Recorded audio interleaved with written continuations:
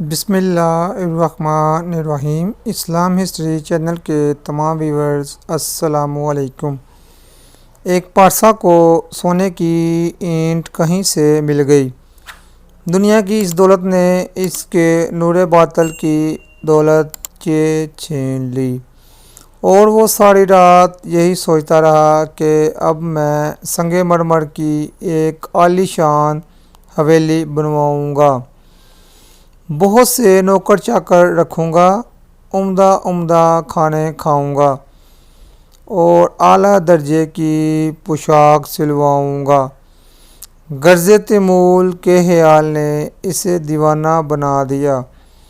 نہ کھانا پینا یاد رہا اور نہ ذکر حق۔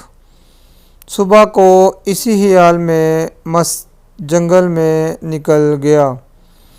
وہاں دیکھا کہ ایک شخص ایک قبر پر مٹی گوندھ رہا ہے تاکہ اس سے اینٹیں بنائے۔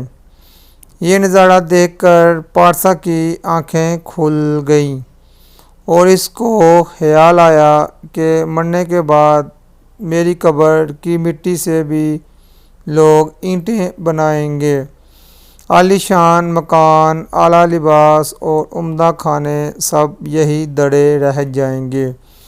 اس لیے سونے کی اینٹ سے دل لگانا بیکار ہے۔ ہاں، دل لگانا ہے تو اپنے خالق سے لگا۔